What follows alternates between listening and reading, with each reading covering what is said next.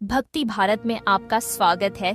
अगर आपको वीडियो पसंद आए तो इसे लाइक करें, शेयर करें और ऐसे और भी भक्ति वीडियो देखने के लिए सब्सक्राइब करें।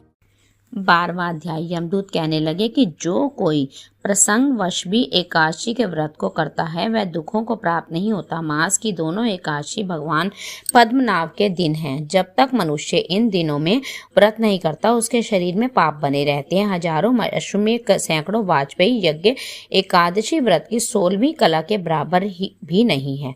एकादशी के दिन व्रत करने से 11 इंद्रियों से किए गए सब पाप नष्ट हो जाते हैं। गंगा, गया, काशी, पुष्कर, कुरुक्षेत्र, यमुना, चंद्रभागा कोई भी एकादशी के तुल्य नहीं है।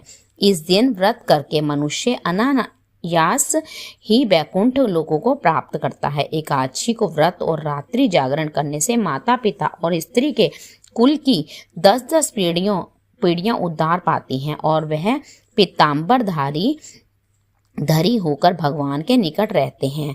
बाल, युवा और वृद्ध सब तथा पापी भी व्रत करने से नरक में नहीं जाते।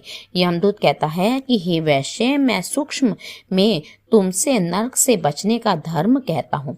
मन, क्रम और वचन से प्राणी मात्र का द्रोह न करना, इंद्रियों को वश में रखना, दान देना, भगवान की सेवा करना, नियम पूर्वक वर्ण आश्रम धर्म का पालन करना, इन कर्मों के करने से मनुष्य नरक से बचा रहता है। स्वर्ग प्राप्त करने की इच्छा से मनुष्य गरीब भी हो जाता है तो भी जूता, छतरी, अन्न, धन, जल कुछ न कुछ दान देता रहे।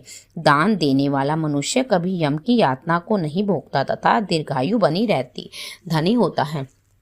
बहुत कहने से ही, अधर्म से ही मनुष्य बुरी गति को प्राप्त होता है। मनुष्य सदैव धर्म के कार्यों से ही स्वर्ग को प्राप्त कर सकता है। इसे बाल्यावस्था से ही धर्म के कार्यों का अभ्यास करना चाहिए।